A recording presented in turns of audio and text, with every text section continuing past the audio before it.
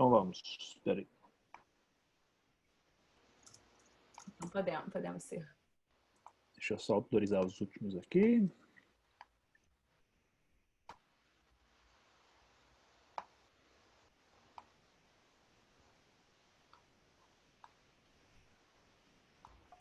Bom,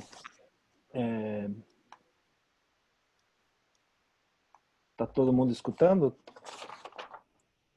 Oi, João. Parece que sim. Bem.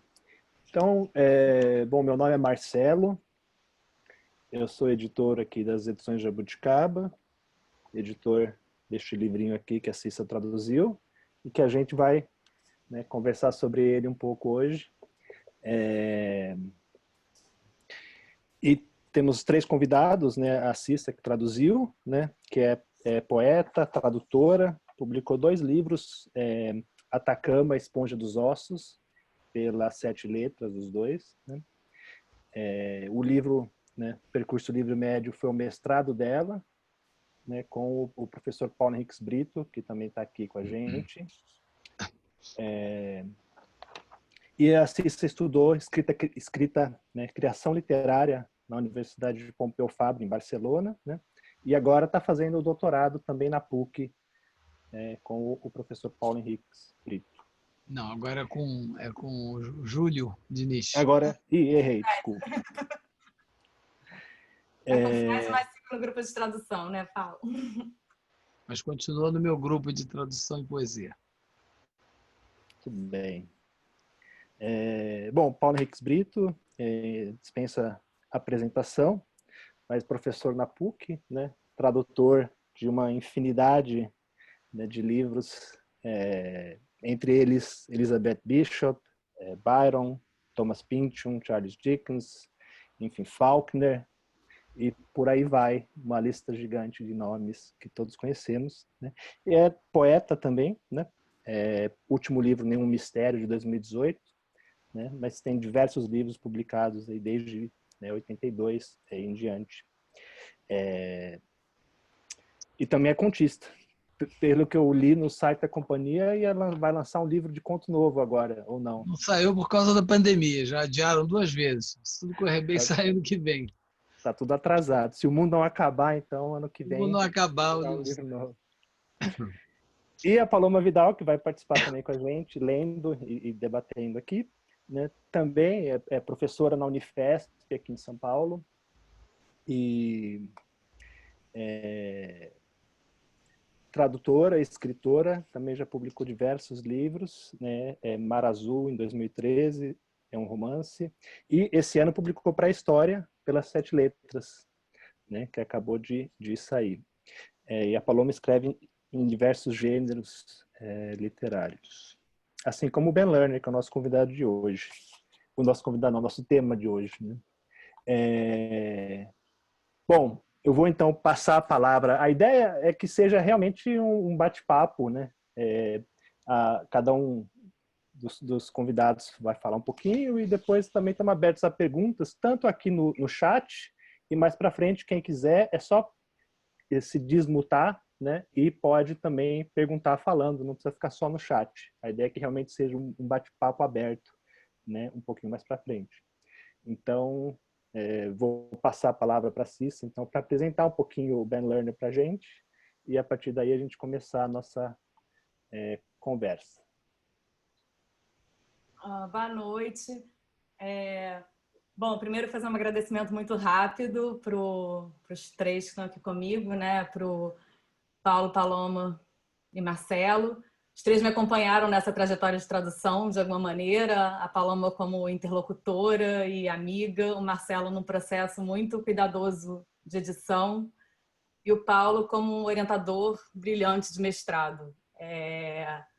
O Percurso Livre Médio é um livro bem, bem difícil, assim, e era uma ocasião, uma circunstância muito, muito propícia para traduzir, né? Durante o mestrado, com a orientação do Paulo, achei que era um bom momento de enfrentar assim, esse livro, porque eu já era já tinha ficado fã do Ben Lerner lendo primeiro a prosa dele, o primeiro romance dele se chama Living the Atocha Station, no Brasil é Estação de Atocha, e o protagonista é um poeta, então tem bastante poesia nesse livro. Aliás, o protagonista dos 3 romances sempre é um poeta. E aí, depois disso, eu fui correr atrás da poesia dele, porque eu me interessei muito pelo autor, pelo livro, pelos temas. E ele é poeta, né? Antes de ser um romancista, ele tinha 3 livros de poesia já publicados. The Lichtenberg Figures, as figuras de Lichtenberg, Angle of York, que é ângulo de guinada, e esse Mean Free Path, né? Que é o percurso livre médio. Ele é um poeta jovem, nasceu em 79, em Topeka, capital do Kansas, nos Estados Unidos. Tem esses 3 livros de poesia, depois lançou 3 romances. Com os 3 romances ele teve bastante êxito, não só de crítica, mas também de vendas, né? E aí ficou, enfim, passou a ser traduzido para vários idiomas e publicado em vários países. Aí, bom, ele também escreve para New Yorker, para Los Angeles Review of Books, para vários veículos, às vezes ficção e às vezes críticas e ensaios, sobretudo sobre literatura e artes plásticas. E ele tem assim, ele nasceu em Topeka, né, que é um estado, numa cidade particularmente conservadora no Kansas, uma família judaica de esquerda, uma mãe feminista, tem um livro sobre feminismo, a mãe dele, e essa origem, segundo ele disse numa entrevista, também contribuiu muito para uma percepção bastante sensível e crítica da política e da linguagem, que foi o que também o levou para a poesia. E tem muitas questões assim da obra dele muitas questões que aparecem em toda a obra dele, na verdade, assim, tem uns temas muito recorrentes. A insularidade dos estadunidenses, um lugar meio movediço assim da poesia e das artes plásticas, muitas referências e citações artísticas, enfim, uma série de coisas, mas esse livro especificamente, o Percurso Livre Médio, que está aqui na minha mão, eu acho a linguagem dele particularmente inventiva assim, e sofisticada e complexa, né? Tem uns versos fora de ordem, uma série de coisas. Mas aí eu vou passar a bola para a Paloma, porque ela lendo alguns trechos, acho que talvez seja mais fácil da gente começar a conversar, conhecendo um pouco dessa linguagem que ele apresenta.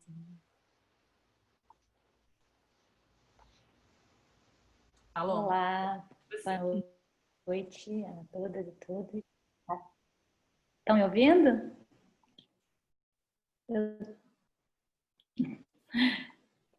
Tá bom. Tá meio, a internet está um pouco ruim aqui, mas vamos ver.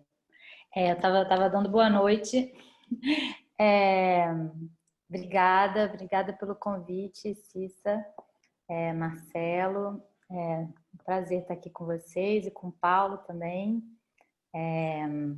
Então, eu só queria dizer que eu conheci o Ben Lerner antes de ler esse livro da Cissa. Na verdade, eu conheci a poesia dele através do livro que a Cissa traduziu, que a gente vai ouvir agora. Eu vou ler uns textos para vocês. Eu conheci um romance que a Cissa mencionou, Estação Atocha, que foi traduzido para português, e depois eu li numa tradução para o espanhol o Ódio à Poesia, que é um ensaio. Então eu conheci esses 2 gêneros e que, como a Cissa acabou de falar, tem todas essas questões, né, que me interessam também, de trânsitos e de personagens que estão no meio da literatura e falam muito sobre literatura e sobre arte. Então foi muito legal para mim acrescentar essa outra camada que se cruza com esses outros textos que eu conhecia. Então, a gente fez uma seleção aqui.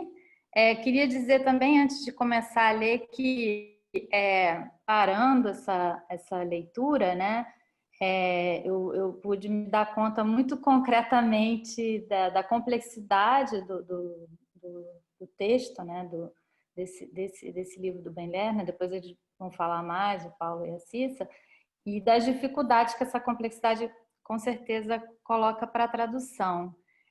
Fiquei pensando até que talvez uma opção de leitura de um texto como esse, até pelas conversas que a gente teve com a Cissa, seria de ler para vocês várias vezes o mesmo trecho de vários jeitos diferentes, porque eu acho que tem essa possibilidade. Eu vou aqui me aventurar com algumas opções, vamos ver como é que eu vou me sair. O livro tem 5 partes, né? E duas que, na verdade, 2 partes que se repetem. Tem uma dedicatória, depois tem 2 partes. Eu vou ler 4 partes, na verdade, sendo que 2 com o mesmo título. E eu vou ler, então, primeiro a dedicatória inteira, e depois uns pequenos fragmentos dessas 2 partes, uma que tem o mesmo título do livro, e outra que se chama Elegias Doppler. Bom, vou começar então pela dedicatória. Porque as distâncias colapsaram, porque a figura não conseguiu humanizar a escala, porque a obra só fez nos convidar a relacioná-la com a parede, porque fui às compras no breu das gôndolas, porque a mesura à altura da guerra era o silêncio, mas seguimos celebrando a duplicidade, porque a cidade estava poluída de luz e o mundo esquentando, porque eu era uma fraude numa plantação de papoulas, porque a chuva fazia pequenos ajustes afetivos à arquitetura, porque a arquitetura era um longo colóquio que não entendi, mnemônica negativa, refletindo o clima e refletindo a reflexão, porque não sentia nada bom, muito bom para mim, porque meu sangue era soda, porque minha autoridade era pequena porção de músculos involuntários no rosto, porque eu tinha injetado ácido nas maçãs do rosto, porque eu tinha medo de virar à esquerda nos cruzamentos, porque estava numa curva perigosa, porque estava fazendo sinal apesar de mim, da vontade de mudar, porque não podia lançar minha voz no lixo, porque tinha dormido além da conta, tinha vestido camadas de roupa para o longo sonho que viria, o sonho recorrente de acordar com desfechos alternativos na companhia dela. Por Ariana, para Ari. Quer comentar um pouquinho, Cissa, e depois a gente continua? Vou fazer um comentário breve sobre essa dedicatória, né? Porque ela é uma dedicatória e é um poema ao mesmo tempo. Ela abre o livro e integra o livro, assim. E tem uma coisa interessante, assim, da tradução. Ele vai enumerando uma série de de porquês, né? Porque não sentia nada, porque isso, porque aquilo, como a Paloma leu. E no final for Ariana, for Ari, que é a pessoa a quem ele dedica o livro, né? É a mulher dele. Então, esse for, ele vai modulando, é uma curiosidade da tradução, ele vai modulando esse for, que ele é um for enumerativo, que apresenta uma série de porquês, que não sei, na minha interpretação, talvez se refiram a motivos para escrever ou a desencantamentos. E ele vai ficando mais íntimo no final. Ele não é o for típico das preposições, das dedicatórias, né? Não é a típica preposição das dedicatórias, mas no final ele fica for Ariana, for Ari, né? Termina com o apelido, vai o nome e depois o apelido. Em português, isso teve que ser mudado, porque ficou uma série de porquês E no final eu optei por fazer uma mudança gradual e dizer por Ariana para... Por quê? Depois por Ariana para a Ari, assim, reforçando essa relação, assim, de uma forma gradual. Foi necessária essa mudança, não dava para repetir esse mesmo início. Só uma pequena observação. E aí a segunda é que ele já nesse início já marca um pouco essa coisa das ambiguidades que vão acontecer o tempo inteiro ao longo do livro. Por exemplo, quando ele diz porque não sentia nada, ele diz ou eu digo, né? Porque não sentia nada bom, muito bom para mim. Em inglês, a Fry felt nothing, which was cool, totally cool with me. Quer dizer, eu tinha que dizer que era possível que não sentir nada fosse bom ou que nada do que eu sentia era bom. Enfim, então são essas questões, essas construções muito ambíguas e com muitos sentidos que foram muito recorrentes ao longo do livro. Aqui nessa dedicatória ainda não tem esses versos, né, fora da ordem, como ocorre em outras sessões, mas já tem essas viradas sintáticas de um verso para outro. Era só para exemplificar. Enfim, não sei se está muito explicativo, mas sei lá, achei que podia ser interessante. Bom, vou ler então um trecho que é, na verdade, da quarta parte, né? Que é a segunda parte, que tem o título Percurso Livre Médio. E vamos ver.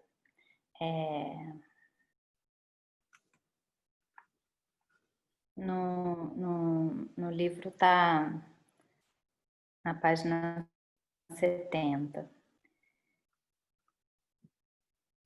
E se você pudesse ouvir isto como se fosse música, mas não como você entende isso. O lento feixe me abriu, muros me atravessavam como ondas ressonantes. Pensei que talvez, se você tiver tempo, podíamos passar a vida nos despedindo nas estações, prometendo escrever guerra e paz, dessa vez com sentimento, enquanto as balas deixam rastros luminosos em... Espera, ainda não terminei. Eu ia dizer que quebra-mares lembram nuvens alinhadas. Renúncias escalonadas. Fronteira imprecisa entre a vitrine do museu e da lojinha. A morte de um amigo me abre. De repente, o clima foi escrito por Tolstói, que tinha mãos gigantes. Ondas ressonantes. É difícil não levar quando seu olho está no vértice de um cone, o outono para o lado pessoal. Meu passado se torna de versos que se estendem a cada folha, citável em todos os momentos. Chuva, despedida.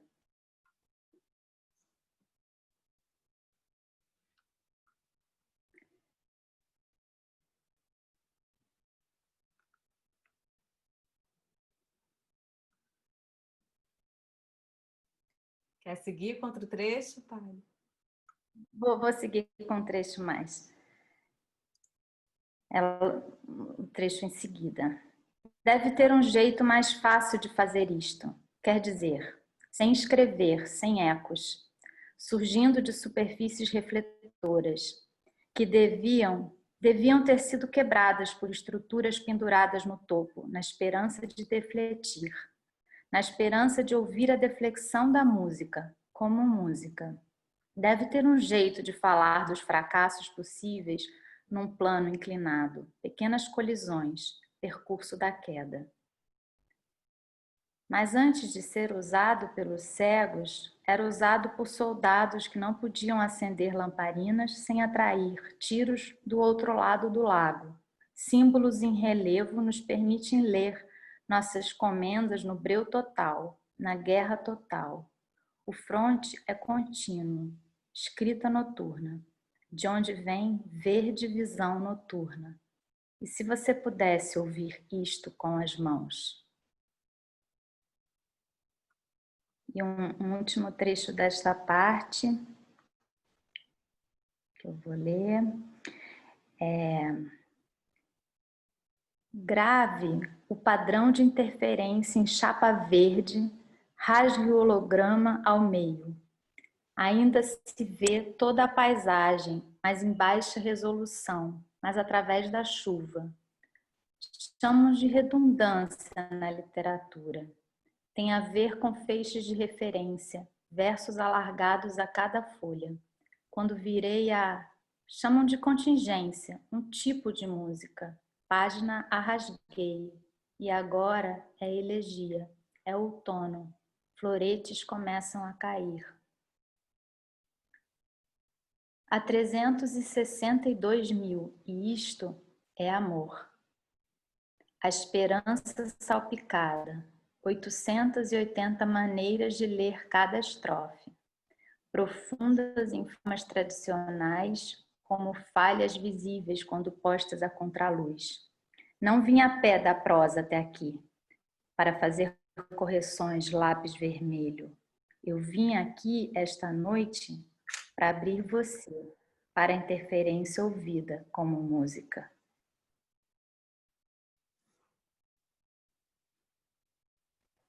Bom, em um último trechinho agora, do final,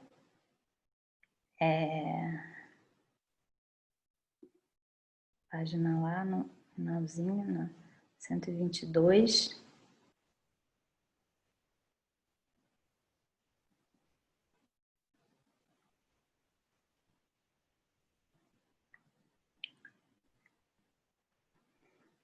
A nova construção de vidro é elegia, sem entrada nem juros pelo crepúsculo da mídia. Estamos super em dívida com cenários interiores, agora destruídos. É o que diz aqui no computador, você pode ver. Os mares estão subindo, mas nada perto de acordar entre o solo e o assoalho. Fizemos breves observações descontínuas criadas para desabar. Ao ler em voz alta, me lembro de quando assistíamos a filmes mudos acompanhados da respiração dela. Era um murmúrio de tempos. Movimentos subterrâneos se tornaram citáveis em todos os momentos. Com a mão não dominante, quero dar, em tom menor, o sentido mais amplo. Bom, obrigada. Eram esses trechos, de repente depois a gente lê mais, né, Cissa? Vamos ver como é que vai aí a conversa. Pode ser. Obrigada pela leitura. Esse último trecho é a última página, né? Como o livro termina. Uhum. É lindo, né? Esse final maravilhoso, maravilhoso. Parabéns, Cissa. Obrigada. Que trabalho. Parabéns, Paulo, também. Mérito é tudo da Cissa. Todo... não, pô, tive circunstâncias perfeitas assim para traduzir esse livro, né? Que é bem complicado mesmo. Mas é interessante porque o livro é de 2010, é o último livro de poesia dele, e ele parece um pouco premonitório, assim, muito atual também, porque tem alguns temas que ele trata, como o efeito das tecnologias na nossa vida, uma relação paradoxal de distância e proximidade, assim, produzida pelas relações intermediadas pelas telas, né, como a gente está aqui agora. E ele fala disso, assim, tem um trecho que ele fala de pontos por polegada, que são os soldados, assim, uma coisa de atirar em pontos por polegada, que é como se a tecnologia desumanizasse um pouco a visão. Enfim, o que ele fala sobre fascismo, ocupação de espaços públicos, tem muitas ideias que soam realmente muito ligadas a hoje, assim. ressoam muito assim no presente. Não que o livro seja antigo, é de 2010, mas muita coisa aconteceu nos últimos 10 anos. E aqui estava ouvindo esses trechos que a Paloma selecionou, né? Tem também ele mistura, né? Eu acho que é uma das características, assim, falando bem de uma maneira bem geral do livro, tem uma mistura de muitas esferas da vida, assim. Ele fala do amor, da relação, de uma relação amorosa, de questões políticas, da linguagem. Tem uma coisa muito experimental, assim, com a linguagem, e como se estivesse escavando umas relações de esferas diferentes, assim, do real, né? E buscando umas conexões entre isso, entre o amor à política, à arte, e ele mesmo exercitando essa linguagem sem saber onde ela vai dar, e em um determinado momento o livro, os versos vão ficando bastante metapoéticos, né? Ele vai questionando isso que ele está fazendo. Tem um trecho que a Paloma leu que fala das 380 e tantas mil maneiras de ler isso. Agora, aqui, 880 maneiras de ler cada estrofe, que me soa como o que ele está tentando fazer no próprio livro, mas também me faz pensar numa coisa um pouco irônica e crítica, com livros, sei lá, que te dão 1000 maneiras de resolver um problema X, assim, meio assim, crítico com um livro, de livros de autoajuda. Então tem sempre está falando mais do que uma coisa ao mesmo tempo, assim. E, sei lá, já li esse livro muitas vezes e cada vez tem alguma coisa que me salta aos olhos, que me chama a atenção diferente. Mas não sei, vou passar para o Paulo um pouquinho. Uma coisa que ninguém ainda destacou, que eu queria destacar, que eu acho muito interessante na poesia do Ben Lerner, é como que ele introduz temas ligados à tecnologia de ponta, um vocabulário altamente técnico, a começar com um texto, com o título do livro, de percurso, livro médio, né? Que é uma coisa que tem a ver com partículas, com física de partículas, né? E ele vai misturando isso com coisas do cotidiano, né? E a toda hora, vários momentos do livro aparece assim, fulano morreu, Beltrana morreu, né? Toda hora ele vai jogando isso. Então, ao mesmo tempo, é um livro que ele está falando do dia a dia, né? Um diário, né? E, ao mesmo tempo, ele está entrando com detalhes sobre coisas profundamente tecnológicas, né? Há momentos de total indecibilidade, né? Que a gente não sabe se ele está falando sobre uma coisa tecnológica, pode ser um jargão ou não, pode ser uma coisa que não tem nada a ver com tecnologia. E esse é outro aspecto que eu queria destacar a respeito do livro, que é a total ambiguidade, né? Há passagens que, em si só, a gente não sabe se ele está falando uma coisa técnica ou não. E aquele detalhe que a Cissa já falou, que ela certamente vai falar mais, que é talvez a coisa mais fascinante do livro, principalmente nas sessões intituladas Percurso Livro Médio, né? Que estão são as estrofes, né? Cada página tem 2 estrofes, né? Com 9 versos. Muitas vezes, os versos pares... Valeria mostrar a página, né, Cissa, depois? Mostrar a página. É legal mostrar uma página aí, né? Qualquer uma, só com uma leve... Você lembra, Cissa, onde é que acontece esse jogo das alternadas? Umas até que agora foram lidas pela Paloma. Dá um exemplo bem simples, né, que você tem isso na ponta da língua. Tem uma na 92, que é um exemplo muito marcante, assim, porque todos os versos da segunda estrofe da 92 podem ser lidos ou na sequência ou intercalados. Acho que a gente pode fazer isso, ler, né? É a primeira ou a segunda estrofe da página 92? A segunda estrofe. A segunda, né? Então, a estrofe, eu vou ler agora só os versos de número ímpar, depois vou ler só os versos de número par. Né? O número ímpar dá o seguinte: com sentimento, como o olho que tanto se move suavemente numa pequena clareira. Chamam de leitura, como pássaros que afastam predadores fingindo uma lesão, como sinalizadores que desviam mísseis do seu percurso. De novo, né, a questão aí da tecnologia. Mas agora a gente pode ler os versos de número par e vamos ter uma outra estrutura, né? Que é: para evitar a luz do objeto caindo como chuva que nunca chega ao chão, virga, ou o olhar não conseguir chegar do outro lado do lago no breu total, né? Então, o efeito de você ler direto agora a estrofe, né, é um efeito complexo que você fica o tempo todo guardando na memória a lembrança do verso que você acabou de ler, porque daqui a pouco você vai ler um outro verso e daqui a pouco você vai precisar daquela complementação sintática e semântica que ficou 2 versos atrás, né? E ele vai fazer isso de uma maneira extremamente virtuosística, que há momentos em que tudo faz sentido. Tanto faz sentido você ler pulando os versos, quanto ler o bloco inteiro, né? E aí você vai ter 2 textos diferentes convivendo na mesma página. Então, é um processo experimental, né? Uma escrita experimental, e ele sabe usar isso com um efeito muita inteligência, né? Com muita sofisticação. Ô Paulo, e nesse trecho que você leu, tem um momento que termina com chamam de... Aí, se você ler na sequência, chamam de como chuva que nunca chega ao chão.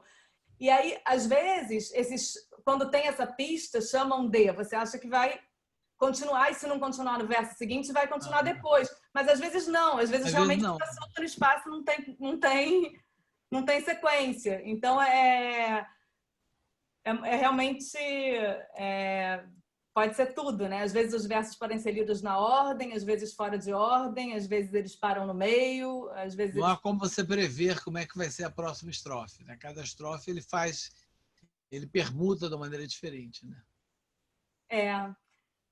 E para mim, assim, sendo muito fã mesmo, assim, eu gosto muito do trabalho do Ben Lerner e dos romances também, é curioso, porque parece que tem muitos versos desse livro que depois, quando eu reli os 3 romances, Estação de Atocha, 1004 e um que saiu agora também, Topeka School, esses versos já aparecem nos romances. Então, às vezes parece que versos inteiros, às vezes palavras ou ideias vão reaparecendo nos romances. Parece que os romances encadeiam uns lampejos que já estavam na poesia dele, assim. Então, isso também fez com que, às vezes, lendo o poema,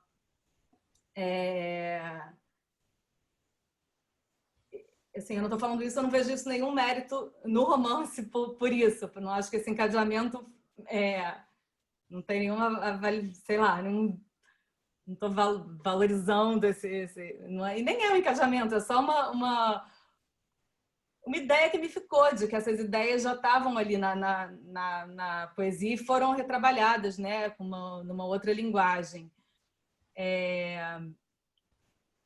E aí, não sei, eu me perdi. Eu fiz esse apoio. É interessante que ele tem essa carreira, né, de prosa com poesia ao mesmo tempo, né? Muito curioso, ele desenvolve 2 carreiras paralelas, né?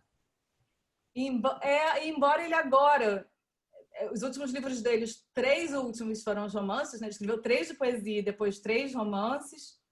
No meio disso também saiu na Inglaterra, só pela Granta, uma edição chamada No Art, que reúne os 3 livros de poesia e tem mais alguns poemas novos, mais recentes dele, soltos. Mas, assim, os últimos 3 livros são romances, mas quando entrevistam ele continua dizendo que ele se considera, sobretudo, poeta. Poeta. Então, é curioso, assim, eu fico na expectativa de quando ele vai retomar, escrever mais poesia, o que vai ser. É só um comentário que eu queria fazer. Os romances do Ben Lerner não são aquele tipo de romance de poeta que você espera, como os cadernos de Baltic Bridge do Rilke, né? Não, é um romance mesmo, com começo, meio e fim, né? Com personagens perfeitamente redondos, bem realizados, né? Não é uma prosa poética nesse sentido que você espera uma coisa. Não, é romance mesmo. Tanto que os romances, inclusive, vendem bem, não é? O que provavelmente não aconteceria se fossem romances tão experimentais como são os livros de poesia dele. Ele fala, isso que você lembrou, né, Paulo, que é super importante do título do Percurso Livre Médio, que é um momento que como é que é? Com as partículas, o tempo que as partículas levam até colidir com outras, né? E vão se multiplicando e criando passagens. Então, isso também dialoga totalmente com o tipo de verso que ele faz, que é isso, vai Exatamente. colidindo com outros versos e criando outras passagens, assim, outros caminhos, né? Tem, o tempo todo o livro tem termos científicos que são usados, às vezes, como termos científicos, às vezes como metáfora de um sentimento, de uma situação, de alguma outra coisa. E às vezes das duas maneiras, né? E às vezes das duas maneiras. Tem um trecho também que a Paloma leu que me fez lembrar disso. Deixa eu ver se eu vou localizar. Eu acho que eu marquei aqui, mas é um que fala... Não é? Tem o tempo todo ver divisão noturna, tem muito vocabulário militar, de guerra. Mas tem aqui... Quando fala, mas antes de ser usado pelos cegos, era usado por soldados que não podiam acender lamparinas. Depois tem outro momento que ele volta a essa ideia, e ele está falando aí ele fala, né, escrita noturna, ele está falando de um tipo de... É curioso, assim, de uma escrita que é anterior ao Braille, que deu origem ao Braille,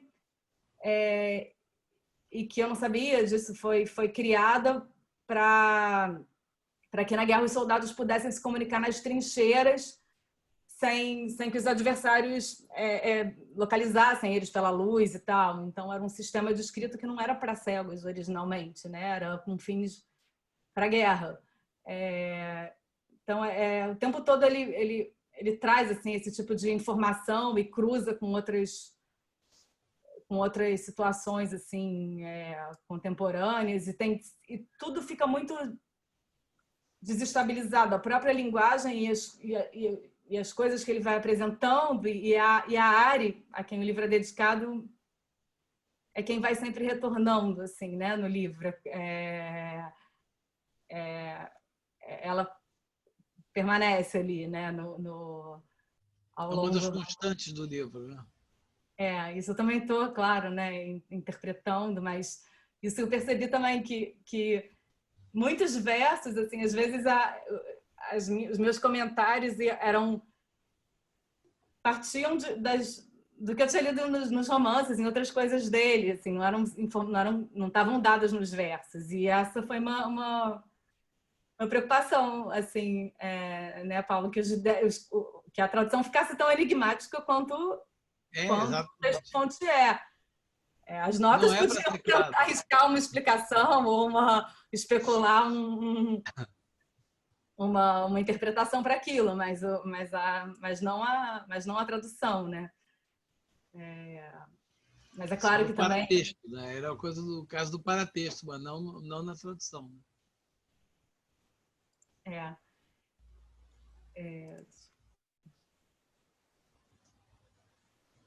Não sei se de repente eu leio mais algum trechinho. Só queria fazer um último comentário, né? A tradução desse livro, né, Cissa, na era pré-internet seria muito difícil, né? Porque ele mobiliza um volume de fatos tirados de todos os ramos de saber, né? Sem Wikipédia, a tradução desse livro seria muito mais difícil. Né? Muitos os termos médicos, científicos, umas coisas assim realmente bem difíceis, assim. E sei, vou tentar pensar aqui nos exemplos mais disso. Muita coisa muito questionamento sobre arte também, né? Ele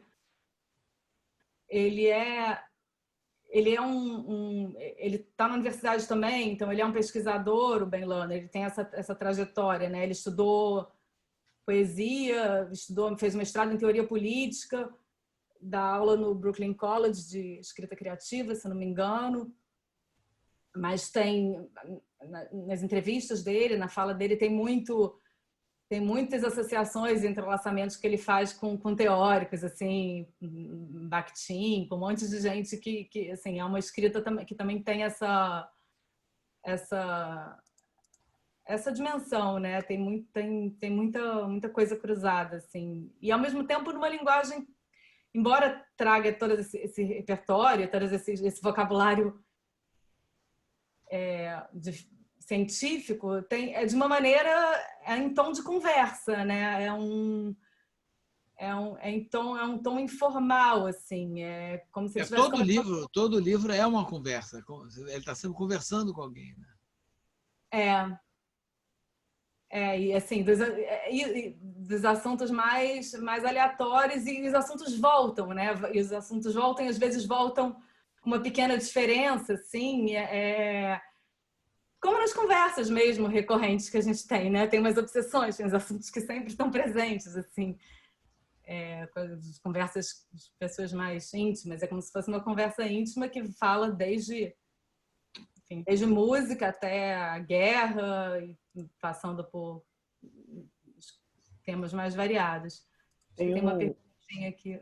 Tem uma fala dele no YouTube que é muito interessante, que ele vai falar que ele cresceu lendo muitos poetas do automodernismo, né, em língua inglesa, que são poetas que escrevem pensando talvez num leitor do futuro, né, que eles buscam ser talvez obscuros para o seu leitor do presente para fugir de uma certa reificação, né, da poesia e da literatura. E ele não quer fazer isso, ele quer escrever para o leitor do presente, né? Então ele busca exatamente conversar com o seu leitor e criar, né, não que sem cair na coisa de realmente ser simplesmente mercadoria, mas ao mesmo tempo tentando ser acessível, né, mesmo que fragmentário, buscando uma linguagem que dê para todo mundo ler, entender. Então ele é uma contradição, que acho que essa fala dele é muito interessante, é bem dentro disso que vocês estavam discutindo, né? Depois me manda isso, se você souber de onde vem, Marcelo. Vou procurar o link e eu ponho aqui para vocês. Tá. Tem uma pergunta aí, Cissa, se o livro é bilíngue, fala aí, se tem notas críticas, fala um pouquinho. O livro é bilíngue e tem um pós-fácil que eu escrevi que fala um pouco assim, das questões de tradução e é isso, tem um pós-fácil extenso, assim, que um pouco do que a gente está conversando aqui. Deixa eu ver. Cissa, talvez seja uma oportunidade, talvez para você falar um pouco também, tem uma coisa que você fala no pós-fácil, né, que é da necessidade, às vezes, de se afastar do original, né, da tradução mais literal, para poder manter as ambiguidades e os jogos, né, que ele cria nessa forma inventada dele. Porque é curioso, porque apesar do livro ser bilíngue, você ter sempre o inglês e o português lado a lado, tem momentos onde há uma liberdade grande que você toma para conseguir manter as próprias ambiguidades que no inglês, né, se você traduzir para o português literalmente, se perde, por questões de conjugação, de gênero, todas essas coisas. Talvez valesse a pena falar um pouco disso, já que perguntaram do bilíngue. Verdade. Principalmente, eu achei, assim, principalmente por essa forma do livro, que eu achei que era assim, o central, né, por essa possibilidade de múltiplas leituras. Isso, para mim, foi o aspecto... É difícil, vai escalonando o que é prioridade, mas eu acho que isso era muito importante no livro, que a tradução também possibilitasse essas múltiplas leituras. E, para isso, às vezes foi necessário fazer algumas mudanças semânticas, assim, que muitas vezes na tradução de poesia é considerado o aspecto prioritário, né? E nesse livro nem sempre é assim. Então, não sei, tem um exemplo bem forte talvez o mais forte do livro, até, que é bem no início, na dedicatória que a Paloma leu. Deixa eu ler aqui para falar um pouco sobre isso.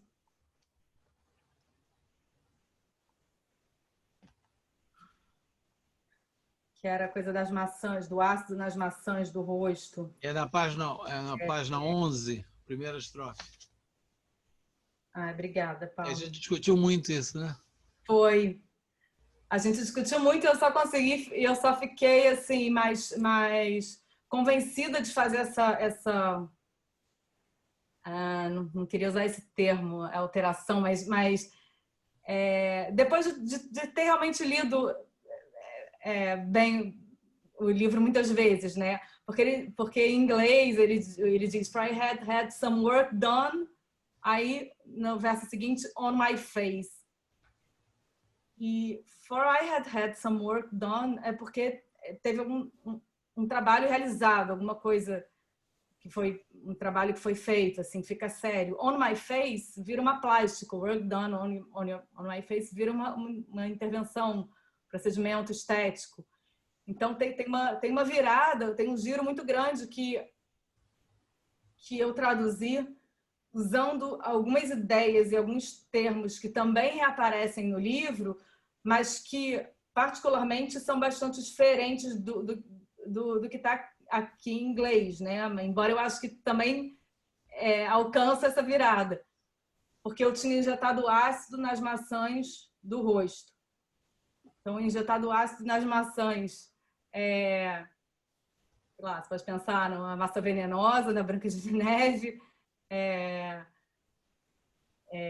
As maçãs aparecem no livro depois, em outros momentos, quando ele fala de... Tem maçãs toda hora. Inclusive, assim, remetem a Apple.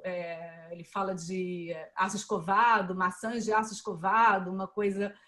Tem muita... Tem isso, tem a tecnologia, tem a maçã, tem as drogas, tem um eu lírico que vai para uma clínica de reabilitação. Então tem esse vocabulário, né, do ácido, das drogas e das maçãs está inserido assim no livro, embora não esteja exatamente nesse verso, mas não é tão distante. E de alguma maneira eu tenho uma virada de uma coisa que é séria, né? Eu estava fazendo um trabalho, tinha injetado ácido nas maçãs, de alguma coisa que é grave, para maçãs do rosto que viram, sei lá, um procedimento estético mesmo, bastante comum, né, de preenchimento, sei lá, da bochecha, das maçãs do rosto. Então, não sei, mas isso eu tô dando um exemplo que não é recorrente, esse tipo, tanta intervenção. Agora, intervenção no texto. Mas é um exemplo, né, Cecília? Mas é um exemplo forte. Que dá aquela... Tem uma hora que o ator tem que fazer, eu posso fazer isso? Né? Aí quando você já está convivendo com ele há muito tempo, você não, é isso, eu posso fazer isso. Né? Eu não estou violando nada, né? Eu estou tentando salvar uma coisa que é importante, estou tentando passar. E tem a hora que a gente dá esse salto, né? Quando a gente começa a trabalhar com um poeta, principalmente um poeta. Né? Você sente, mas eu posso fazer isso? Sim, eu devo fazer isso. Né? É muito bacana.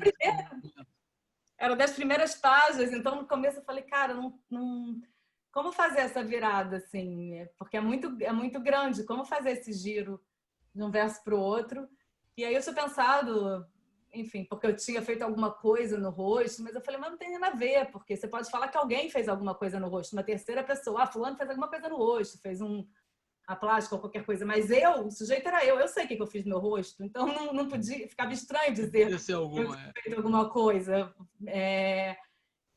E aí, enfim, acho que me convenci dessa tradução mais para o final, assim, do livro, né? A gente ficou nela há muito tempo, né, Paulo? Isso aí levou muito tempo a gente cair a ficha que era isso mesmo. Tinha que fazer alguma coisa radical aí. Em vários momentos, não é só esse, né? Em vários momentos você tem que fazer uma opção radical, né? A questão dos verbos, né? O mesmo verbo em inglês pode ser um presente, pode ser um imperativo, pode ser o diabo, né? E ele repete, vários versos reaparecem, né? E na hora de reaparecer, para poder encaixar com o verso que vem antes ou que vem depois, né? A gente teria que mexer na conjugação. Então, outra coisa que deu muito trabalho, eu me lembro disso.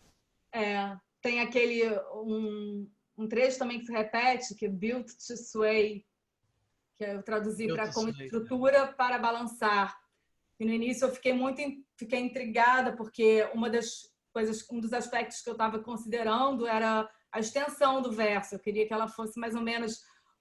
As questões de percurso livre médio, elas são meio quadradinhas, assim, elas têm um formato um pouco de prosa, e eu não queria interferir muito nisso, que um verso fosse mais longo que o outro. E acabou que funcionou, mas nesse caso, esse fragmento Built to Sway teve que ficar mais longo, virou com estrutura para balançar. Mas é porque esse Built to Sway podia se referir a muitas coisas diferentes. Assim, eram torres, podiam ser torres para balançar, para, enfim,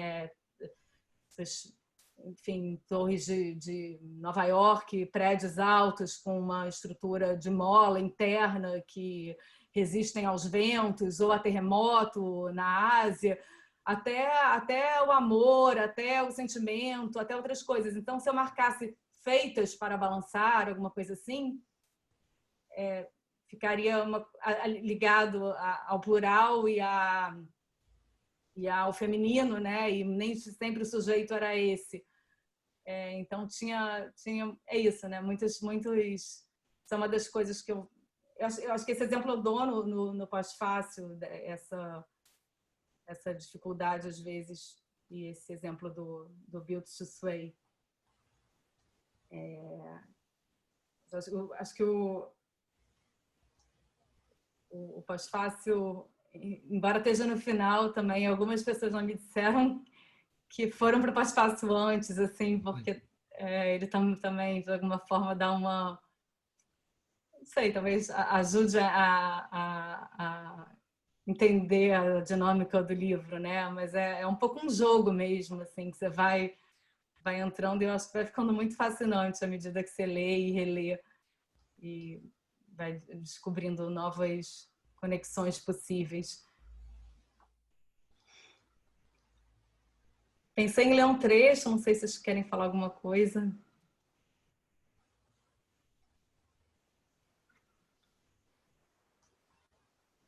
Sigo?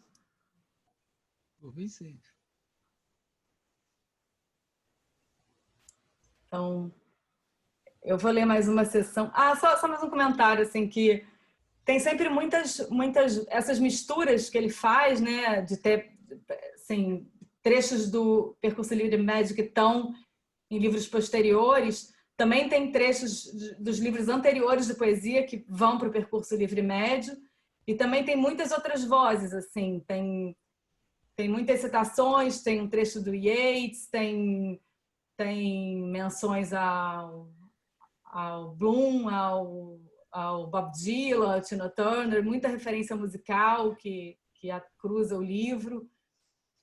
E um pouco esse movimento, né? Como termina o último verso que a Paloma lê, ele fala muito isso, queria que você ouvisse isso como se fosse música. E aí eu também ligo sempre esses versos que ele fala da música a uma crítica, que eu esqueci o nome dela agora, Megan alguma coisa, que escreve sobre o John Ashbery, que era um dos poetas favoritos do Ben Lerner. Ela fala assim, os poemas do Ashbery você tem que ler sem tentar entender, vai ouvindo os arranjos, vai tendo prazer nessa leitura como se fosse música. E não sei, eu acho que ela está falando do Ashbery, mas eu acho que também poderia estar falando desse livro.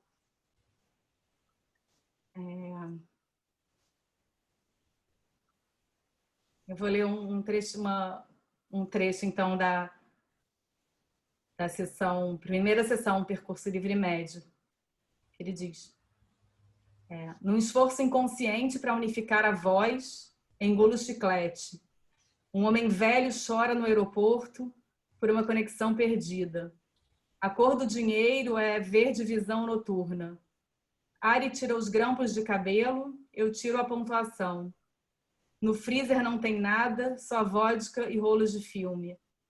Deixe as belas perguntas sem resposta. Restam 6 páginas da nossa juventude e eu preferiria engolir a língua do que desperdiçá-las em descrições. Explode o grito pela linguagem simples. Em cidades idênticas. Zhukovsky aparece em meus sonhos vendendo facas.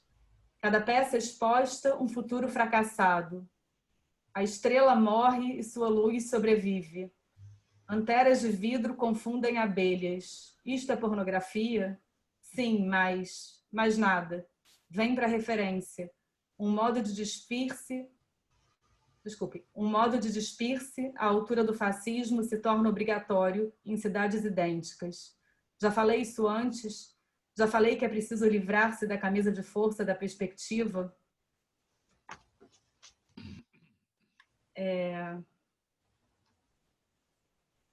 Eu gosto muito desse trecho, assim, e aparece o Zhukovsky, né? Que é curioso, assim, porque o Zhukovsky começa a aparecer no livro e ele... agora eu não me lembro... É objetivista, Paulo? É um poeta experimental, né? Ele é um poeta bem experimental, o Zhukovsky, né? Ele é Ele da fez geração do essa Ginsberg. O quê? Ele é tem da uma... geração do Ginsberg. Ele é um poeta da geração do Allen Ginsberg, né? Poeta de Nova York também. E ele faz uma poesia bem experimental. Se não foi o Zhukovsky que fez aquela tradução fonética do Catulo, ele é um poeta bem experimental. Ele fez essa tradução fonética, que era uma tradução que só levava em conta O som do poema, o sentido não faz o menor sentido. o som das palavras, né? E não o sentido. Então, enfim, foi uma tradução muito polêmica, né? Que fez ele ser Extremamente considerado polêmico. gênio. Mas é uma maneira dele se identificar com um poeta bem experimental, né, de uma geração mais antiga, né? E eu acho que, em alguma medida, o Lohner se alinha um pouco com a coisa experimental dele e que, em alguma medida, também pode ter me contaminado na tradução. Tem um trecho que ele fala, não sei o quê, cintilam... não me lembro como é em inglês, mas eu traduzi para cintilam veneno e eu lembro que ficou ecoando para mim destilam veneno e ficou um pouco assim, fiquei com a ideia da tradução fonética do Zhukovsky na cabeça. Eu acho que por isso que eu quis traduzir para cintilam, destilam, achei que tinha uma coisa da sonoridade parecida, da palavra que a gente associa, né, a veneno, habitualmente. E aqui nesse trecho tem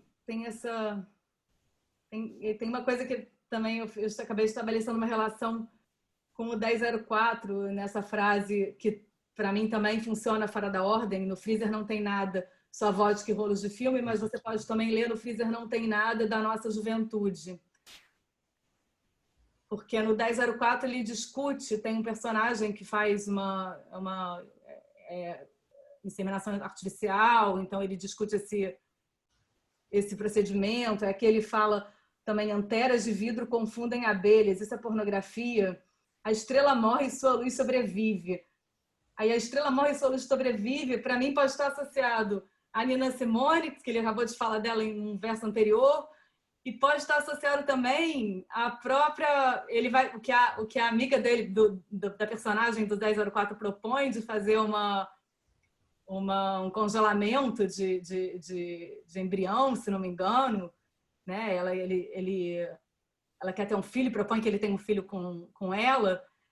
E aí eu pensei nessa coisa das anteras de vidro, as anteras das flores, onde fica o pólen, e tem um formato que lembra um pouco um tubo de ensaio, assim. Então, enfim, isso me...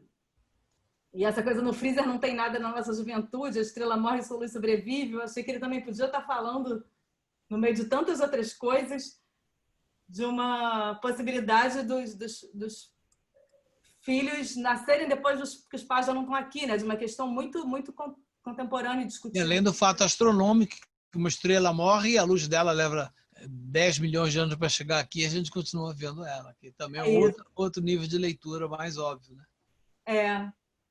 Então, não sei, eu falei assim de um fator que também, para mim, só apareceu... Essa leitura eu acho que só apareceu para mim por conta de leituras anteriores dele, mas tem muitas leituras sobrepostas assim e possíveis, e algumas coisas assim que são interessantes também aqui. Um homem velho chora no aeroporto. por uma conexão perdida. Parece um trecho muito simples, né? Um homem velho, an old man weeps in the airport, mas que também me suscitou bastantes dúvidas assim para traduzir, porque não sei, primeiro eu pensei, eu achei que um velho seria um velho chora no aeroporto, parecia que de imprimir um tom um pouco depreciativo. Um idoso me parecia um pouco formal demais, assim, mais para senior man, assim, em inglês. Não sei, pouco poético também, mais impessoal e educado no sentido meio moral, assim, o idoso. E um homem velho, eu também fiquei me perguntando se a minha simpatia por essa combinação talvez se deva a uma integridade do sujeito que eu vejo nessa canção do Caetano Veloso, que tem esse nome, Um Homem Velho. Então, é curioso também quando fazer a tradução com as notas, né? Também vira um pouco, para mim, Paulo, virou um pouco um vício, assim, uma sensação de que quando você escreve, quando você tem que anotar, assim, tem, entre aspas, mas quando você elabora, justifica, explica a sua escolha, ela ou se confirma ou então se cai, assim, eu não sei, é uma maneira, eu acho que foi muito interessante para a tradução, pensar nessas notas de tradução, né? Porque, enfim, eu agora estou falando um pouco desse formato da dissertação, que eu fui fazendo notas sobre cada verso, sobre muitos versos, e que eu acho que também contribuiu para as decisões de tradução mesmo. À medida que eu ia escrevendo as notas, muitas vezes um verso ia mudando depois. Mas não sei se tem mais alguma pergunta, se alguém quer... Alguém perguntou, alguém pediu se você poderia falar um pouco mais do título do livro. O João perguntou isso. Se eu podia falar um pouco mais do título? Vocês falaram um pouquinho, né, no começo, que é um termo da física. Se você puder explorar um pouquinho. Assim, eu não sei se eu vou saber explorar mais cientificamente, mas assim, o que eu sei é que é um termo que designa a distância, o tempo que uma partícula leva para colidir com outra partícula, assim, a distância, não, o tempo que uma partícula leva para colidir com outra. Então, e que elas vão se colidindo, se juntando, se multiplicando e abrindo passagens. Agora, e também é interessante porque os outros títulos de poesia dele também são termos científicos, né? As figuras de Lichtenberg e o ângulo de Guinado. O ângulo de Guinado tem uma tradução também, ele é publicado pela Galáxia aqui, a tradução da Ellen Vasconcelos. E é um livro mais de poemas em prosa. E eu acho que é uma coisa da rotação do avião, quando o avião sai da sua linha, um tempo de aviação. Nada. Então, são sempre uns movimentos desestabilizadores, assim, são sempre uns termos científicos, mas que as figuras de Lichtenberg, eu acho que eu associo, agora eu não estou lembrando bem, mas tem a ver com aqueles raios, aquelas imagens chamificadas. Com um raio, né? Ele interage com alguma coisa e forma as figuras. Já não me lembro exatamente com o que o raio interage, mas tem a ver com uma coisa que se forma no momento de um relâmpago, exatamente. E o próprio Percurso Livre Médio tem esse título, mas tem as duas sessões, tem as sessões, tem a dedicatória e depois tem Percurso Livre Médio, Elegias Doppler, Percurso Livre Médio, Elegias Doppler. Elegias Doppler também, né, tem o efeito Doppler, que também é um termo científico, que é aquele, a gente conhece mais como aquele efeito da ambulância, né, do som que é agudo e que vai ficando neutro e quando a ambulância passa na sua frente e que fica grave depois que ela vai embora. Isso também eu dá para fazer uma relação com o livro, assim, que é uma... Parece assim, que é uma oscilação do som e é uma oscilação também meio que entre a vida e a morte, né? Da passagem da ambulância passando por você, de uma coisa que vai ficando grave em vários sentidos. Não? E aí se chamam elegias Doppler, que são essas sessões são as que ele fala mais mesmo de um amigo que morreu, que realmente tem um tom mais triste. Tem muito uma coisa do avião, assim, também das viagens. Estou lembrando disso agora porque, pensando nas multiplicidades de vozes, né? Tem um verso do Yeats que eu lembro que, para mim, isso também... eu escrevi no pós-fácil que eu achei que era uma coisa marcante, que ele muda muito o tom, né? Eleva assim um pouco o tom quando entra o verso de Yeats. E como o livro é muito coloquial, a gente desconfia quando tem um tom um pouco mais formal ou solene, que seja de outra pessoa. Ele dá um Google, assim, vamos botar esse verso, ver se aparece, se não é de quem é. E ele, ao mesmo tempo, mistura, por exemplo, com falas de comissários de bordo. As Doppler Elegies, tem uma delas que ele fala, que tem uma fala de comissários de bordo. Que eu agora, deixa eu ver, eu achei que eu tinha marcado, mas agora não estou... Marquei tanta coisa. Aqui. As Doppler Elegies têm esse formato mais cortado, assim, ele é ainda mais... Não é tão fechadinho assim, né? Os versos são mais breves e mais soltos assim do que nas sessões percurso livre médio.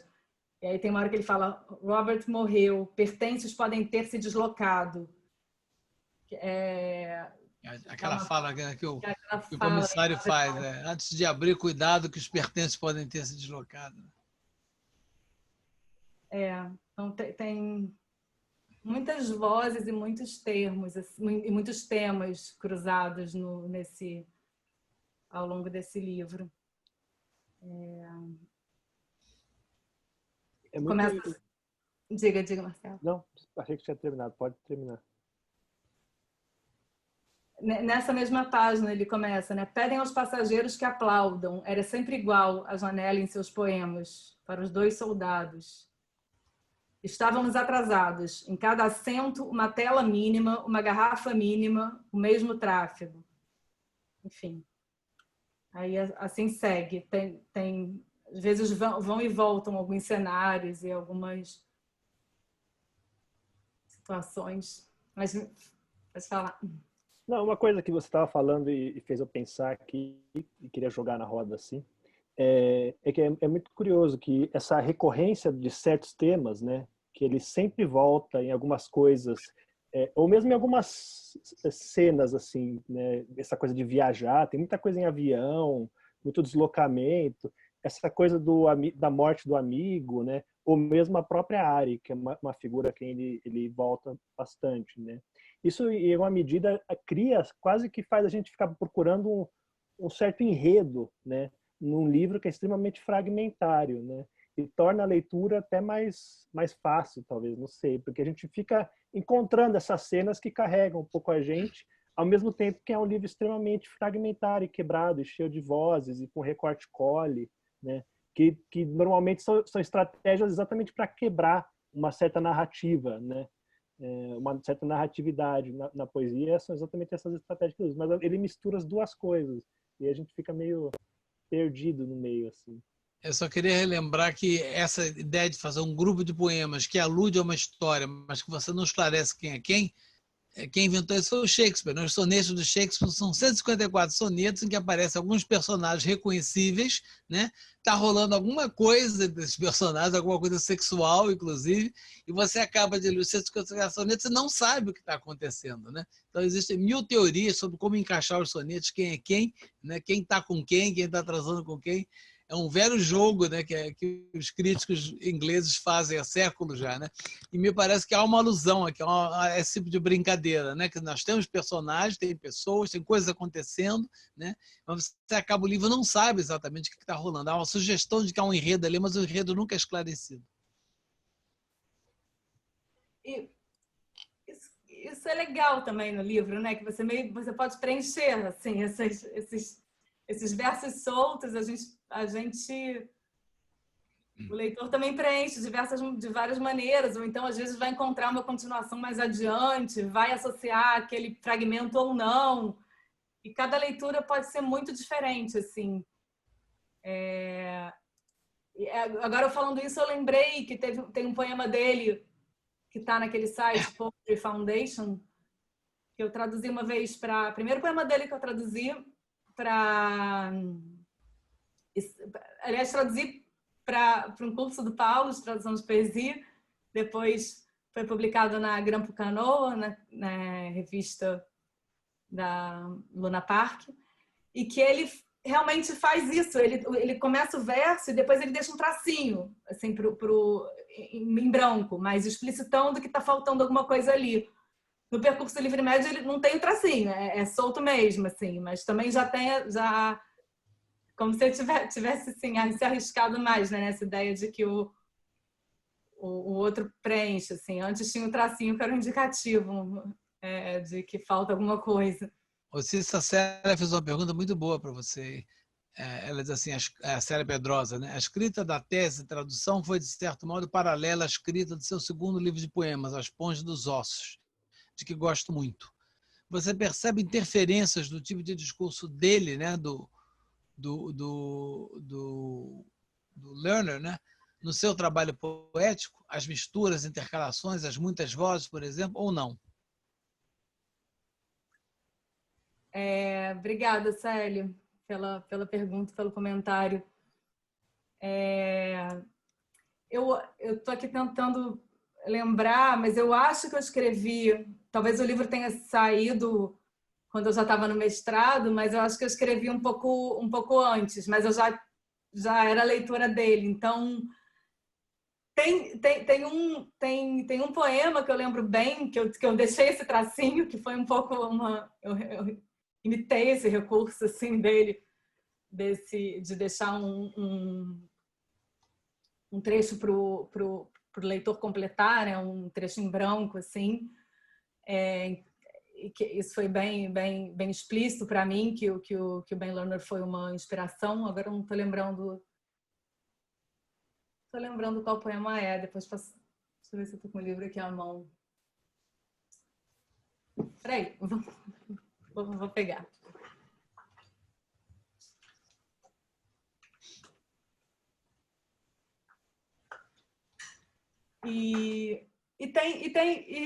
E na Esponja dos Ossos, né, que é esse meu livro, ele realmente tem também muitas vozes, porque todos os poemas têm fragmentos de outros autores. Nesse sentido, tem uma relação, né, de muita citação, de muita referência, de muita mistura de vozes. Mas é engraçado, eu não sei dizer, Célia, se foi... Não tenho muita consciência assim, de ter sido uma influência do Ben Lerner. Eu tenho bem clara a influência nesse poema específico de um tracinho para o leitor preencher, mas talvez sim, talvez tenha interferido mais do que eu tenho consciência. Deixa eu ver se eu acho, para mostrar também como... isso aqui. Não preciso ler o poema, mas só para mostrar como é visualmente esse final, assim, que tem... Ele termina com nada, né?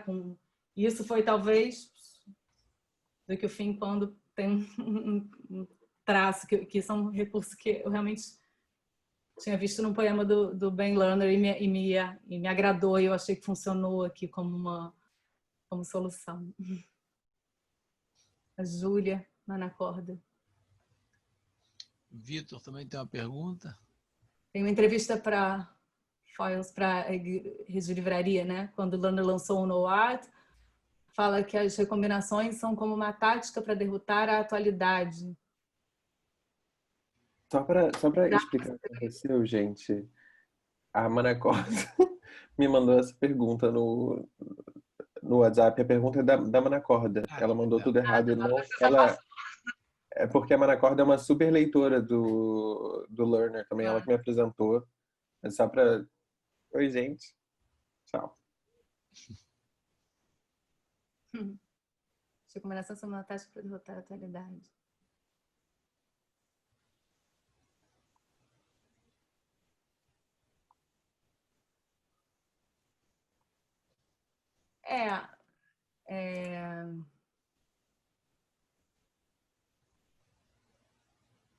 Não sei, acho que a tentativa foi também desestabilizar um pouco, né, essas fronteiras assim do real, do sonho, da subjetividade, assim, criar efeitos assim mais ou menos análogos aos sentidos na leitura do texto-fonte, né, que eu acho que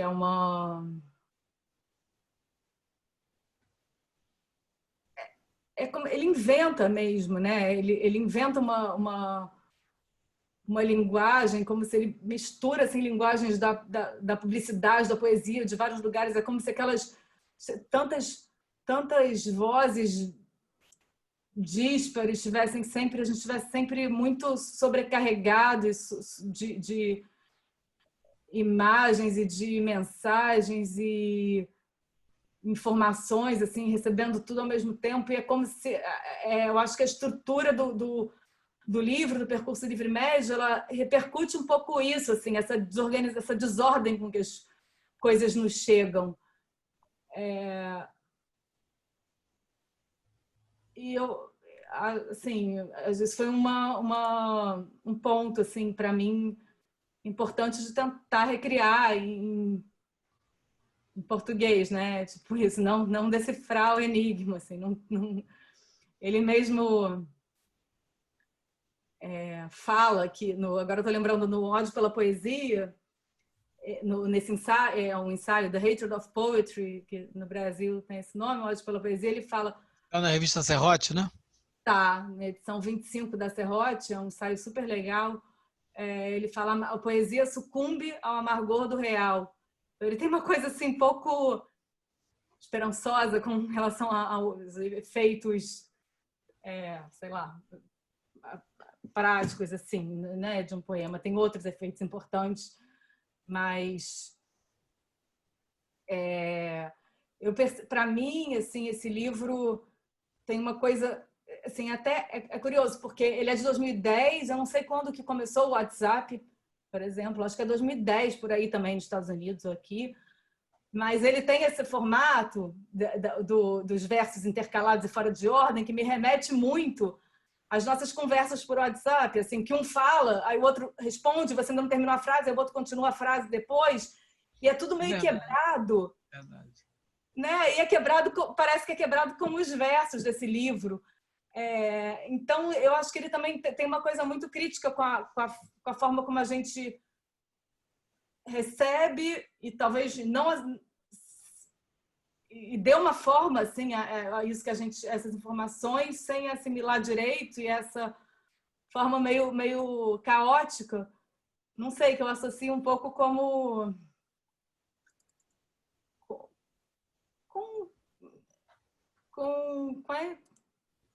a nossa comunicação, né? Com formas de comunicação contemporâneas, assim. Estou pensando alto a partir dessa pergunta, Júlia, não sei se está mais ou menos respondido, mas... Ela fala em derrotar a atualidade, né? Eu me pergunto se ele não está, pelo contrário, espelhando, né? A estrutura do poema dele não está espelhando esse mundo fragmentado, esse bombardeio de informações que a gente recebe o tempo todo, né? Eu diria mais que ele está espelhando do que propriamente derrotando isso, né? Eu também, talvez eu também sinto mais assim, que o autor parece que eu é a forma que ele dá como os nossos pensamentos, os sentimentos se manifestam assim, né, hoje. E aí isso, né, que também que a gente falou no início, tudo parece um pouco intercambiável e menos a área, assim, né? Tem uma aposta no amor, assim. Então é um poema de amor também, né? Além de tudo.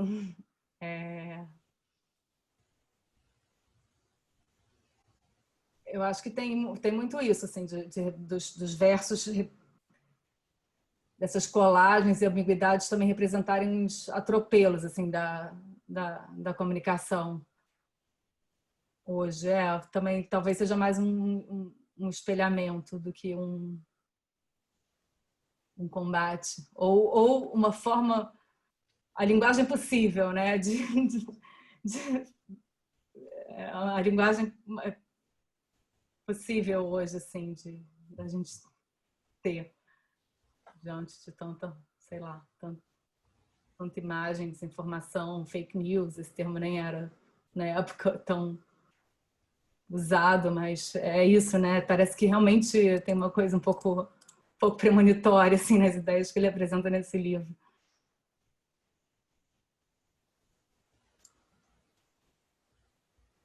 Ah, legal. Citava o Hatred of Poetry, tá?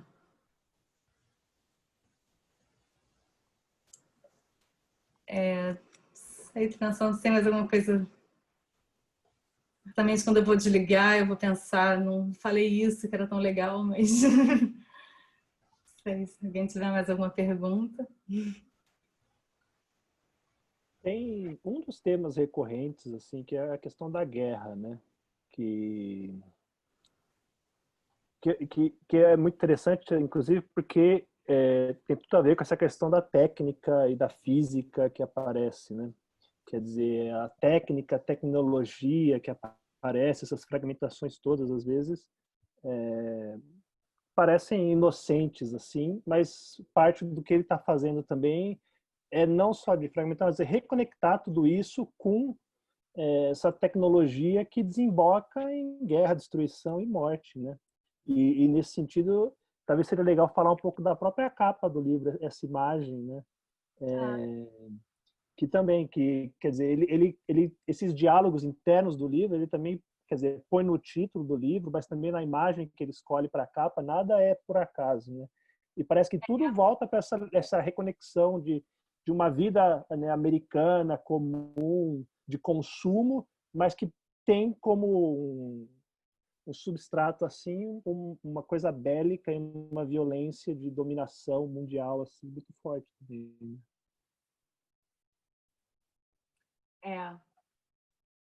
Essa é curioso, a capa do eu acho linda essa capa da Jabuticaba, a capa do livro da edição brasileira. Essa imagem é inspirada na capa da edição americana, que é uma foto. E eu li o livro sem enfim, não sei, a princípio a capa não disse muita coisa. Quando eu cheguei nesses versos que o Paulo leu, que são esses versos totalmente desconectados, né, que se ligam os ímpares com os pares ou na sequência, que tem esse verso como chuva que nunca chega ao chão. Aí eu fui assim, falei, caramba, parece uma chuva isso aqui, essa imagem da capa. E aí eu fui ver no livro, né, ai, caramba, agora está me fugindo a palavra. Mas na ficha do livro, né, e dizia que a capa eram ogivas radioativas, não é uma chuva, né? Era um Peacekeeper Tree Reentry Vehicles, que era uma foto de longa exposição de ogivas radioativas que acho que foram testadas nas Ilhas Marshall, na Oceania. E então era uma coisa estranha, né? Parece que é uma chuva e não era. E isso remete, voltando para os versos, faz a gente pensar mesmo no impacto da guerra na vida, na sociedade estadunidense, no livro e como numa relação, né, de seres humanos, armamentos e animais. Ele traz muito isso nesses versos. Deixa eu voltar a eles, porque acho que talvez seja mais interessante reler, mas agora eu não me lembro mais qual era a página.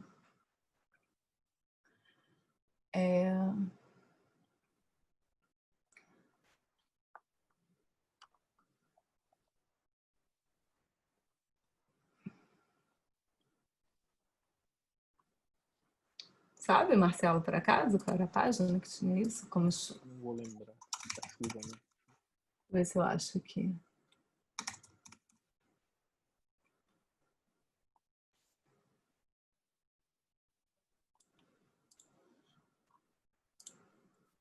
Acho que era bem mais pro final, assim.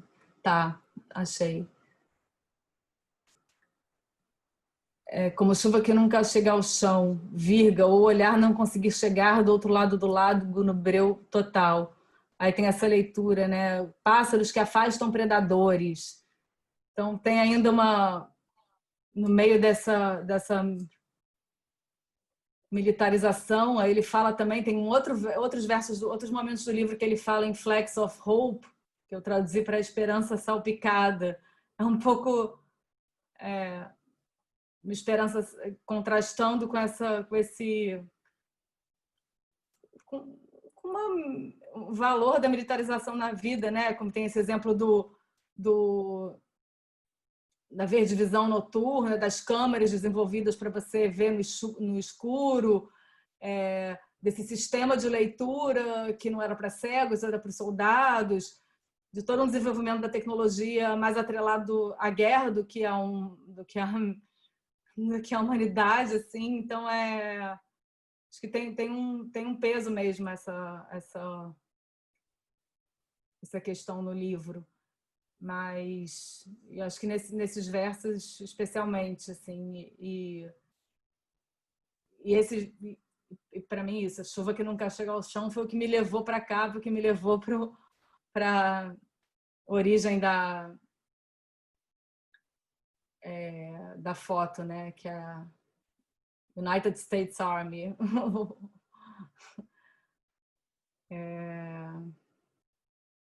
De onde a foto vem e que essa ilustração foi inspirada.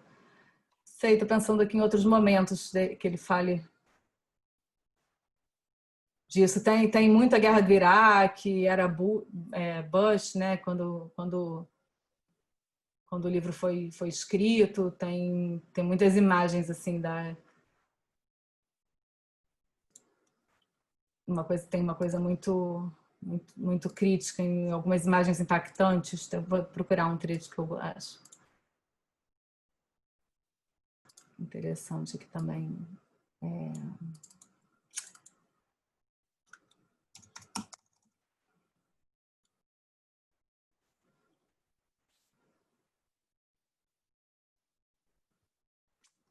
Não sei, tô pensando aqui, mas não tô com ele na cabeça. Mas tem muitas imagens de guerra mesmo, assim, né? Impacto das guerras. Eu acho que foi só indo num crescente. Bom, então nas discussões do Brasil, então cada vez mais, né? Quando ele tem um trecho que ele fala das Glocks. Eu acho que eu nunca tinha ouvido tanto falar em Glocks quanto no início do governo do Bolsonaro, com a coisa das tinha, né? Como é que era? Não lembro exatamente, mas era um tipo de arma que ele estava negociando a compra de um monte de Glocks e tal. E eu comecei a ouvir muito essa palavra no jornal, nas notícias, que não era tão recorrentes e que aparece aqui em um dos versos do Ben Lerner, que ele fala as Glocks. Eu traduzi para as Glocks os Big Macs, mas não era Big Macs originalmente, eram... Não me lembro.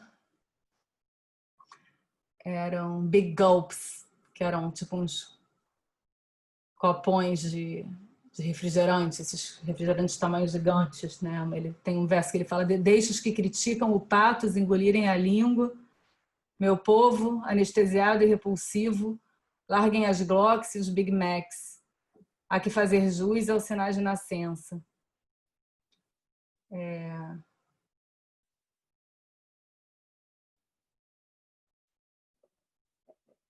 Tem muito esse vocabulário de guerra e armamentos e relacionado à vida contemporânea também, ao desenvolvimento das tecnologias. E acho que é uma das dimensões assim, do livro. Não sei se Marcelo quer completar com...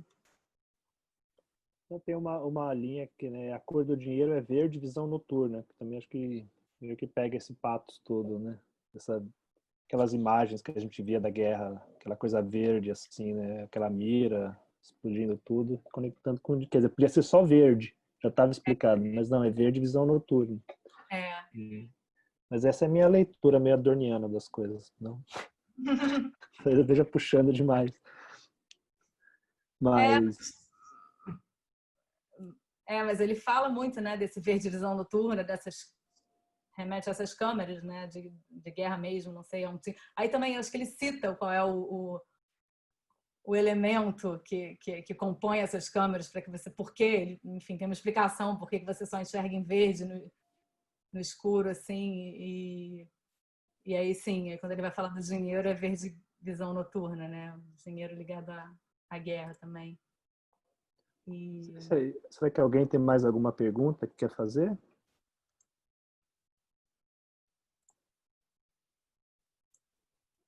Aqui, ó.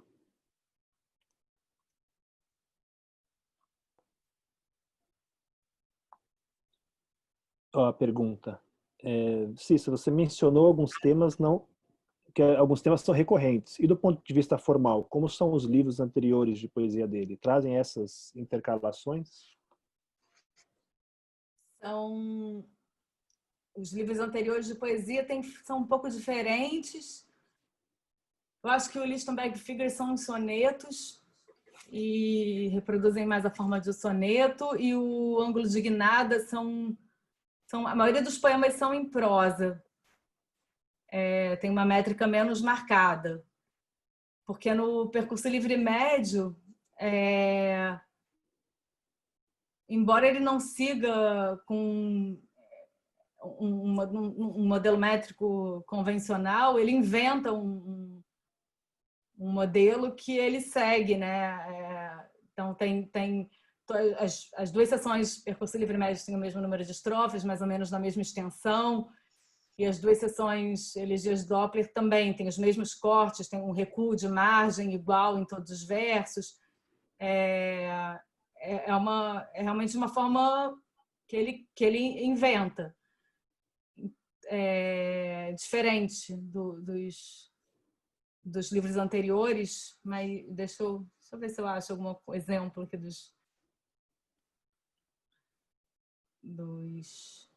eu estava com umas notinhas aqui que meio que sumiram, então eu estou sem cola. Mas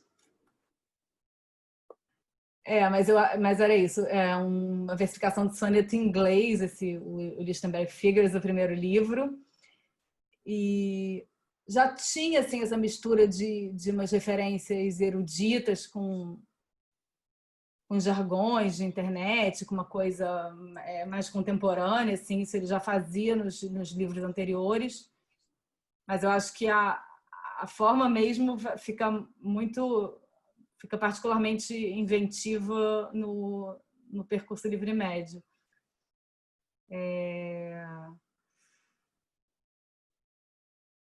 Acho que é por aí.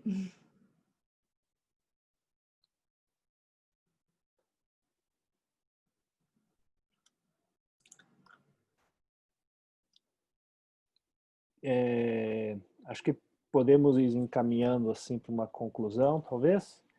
Quer falar mais alguma coisa? Cissa, Paulo, Paloma? Não, por mim, eu só queria agradecer o convite. Foi um grande prazer participar dessa live aqui. Foi um grande prazer trabalhar com a Cissa e com o Lerner. Foi assim, um trabalho muito instigante, muito prazeroso orientar essa dissertação que resultou nesse livro. Obrigada, Paulo. Para mim também, assim, foi incrível mesmo, desde o começo. Me lembro que eu cheguei no mestrado encantada com o Ben Lerner, querendo traduzir alguma coisa. Te mostrei esse livro e você gostou de cara. Eu falei, eu gosto desse livro, gosto de muitas imagens dele, mas eu não entendo, assim, tem muita coisa que eu não entendo. Eu falei, pô, mas tem um momento aqui ideal para me dedicar a ele, né? Ao longo dos 2 anos de mestrado, com a orientação do Paulo.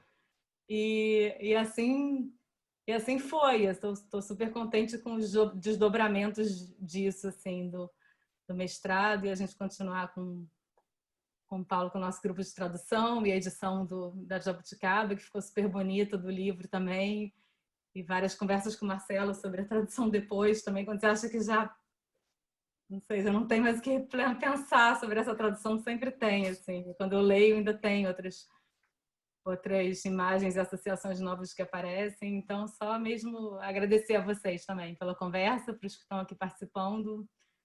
Célia, acho que foi embora agora, mas obrigada pela pergunta. Obrigada a todos.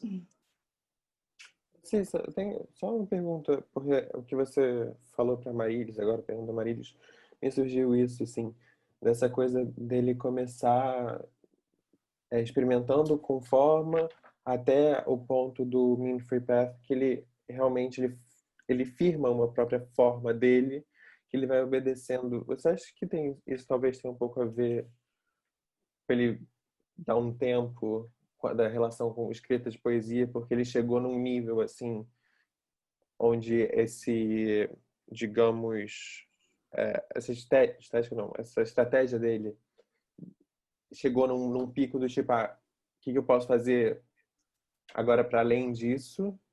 E aí ele foi para a prosa, que ele, né, um campo que ele ainda não tinha explorado tanto, e eu acho bastante.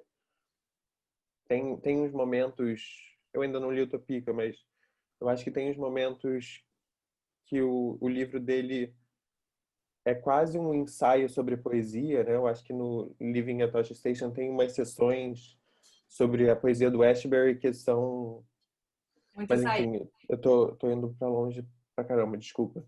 Mas essa coisa, você acha que tem a ver esse não esgotamento de um estilo, que eu acho que o estilo nunca se esgota, porque sempre muda um pouco, mas essa coisa dele, pô, cheguei aqui, deixa eu repensar agora como é que eu posso retrabalhar a forma.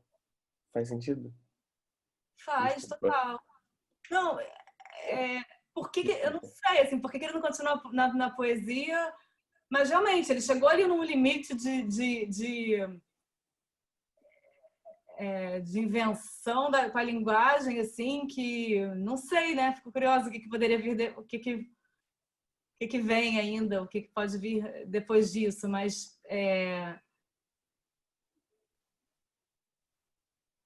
porque ele realmente acabou se voltando. Não, tô pensando alto aqui, ele acabou se voltando realmente, ele depois se voltou pros romances que dialogam pra caramba com os poemas, mas por que ele não... Marília, obrigada. Não, desculpa, foi uma pergunta pra gente fazer no bar, não aqui. Desculpa. Não, tudo bem. Mas assim, é que eu não sei responder porque que ele... Tem umas especulações, assim, né? Tem uma crítica super mordaz da Marjorie Perloff ao ódio pela poesia, ao ensaio que ele escreveu, dizendo que ele tenta justificar a ida dele para a prosa, assim, porque que ele deixou a poesia, por isso o ódio pela poesia. Só que, na verdade, enfim, eu não sei, eu não entendi assim. Ele está falando do amor pela poesia também nesse ensaio, e ela tenta... Mas ele escreve, mas com certeza é uma questão assim, para ele, porque eu não sei, agora eu não lembro se o ensaio é posterior a um dos romances, acho que sim. Mas o fato é que a poesia atravessa toda a obra dele, né?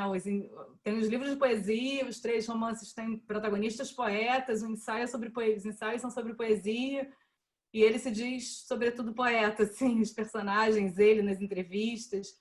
Mas eu acho que esse último livro tem isso, assim, tem uma coisa mais radical, um exercício mais experimental, assim, com a linguagem que também é muito fascinante, assim, encantador.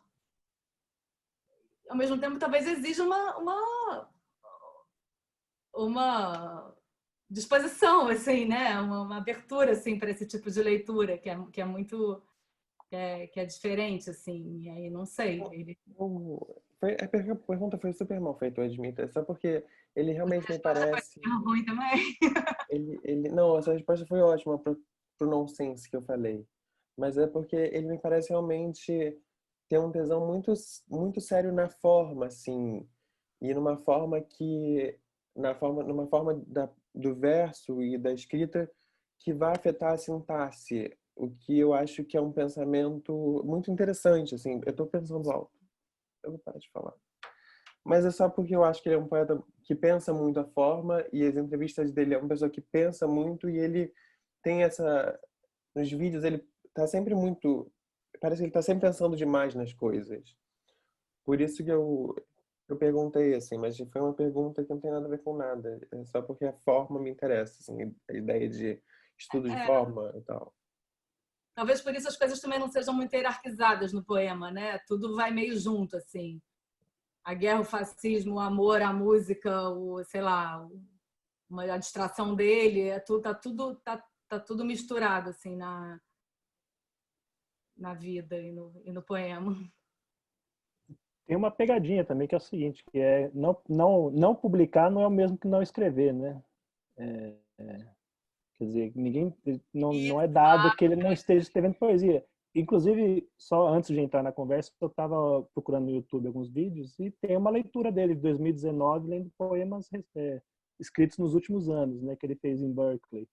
Então, ele tem escrito poesia, só não tem Não dá pra, obviamente, nunca dá para saber falar o que ele está escrevendo, fazendo pessoalmente, não, mas essa opção dele de não publicar nada, né, não sair em revista, poemas novos que eu li, assim, tem uma coisa de recolhimento, porque escrever e não dividir, ainda assim, é uma atividade de recolhimento em relação a né, a uma pessoa que Não, publica livros ainda. a pergunta é válida, não é isso, né? Mas que eu achei curioso, porque eu acabei de ver, eu também fazia tempo que não via nada novo de poesia dele, mas eu acabei de ver essa leitura dele, feita no ano passado, então me surpreendeu também. Então acho que deve vir coisa nova por aí, acho, em breve.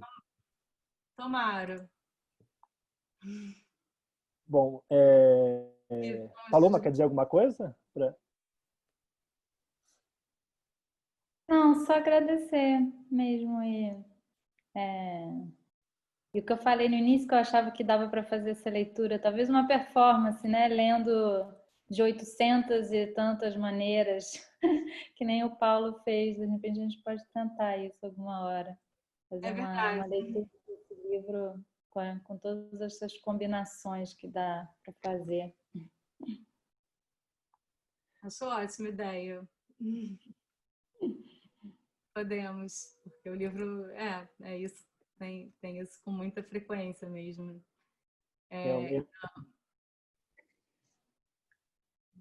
Essa coisa que eu falei do WhatsApp, da imagem do WhatsApp, das falas se sobrepondo.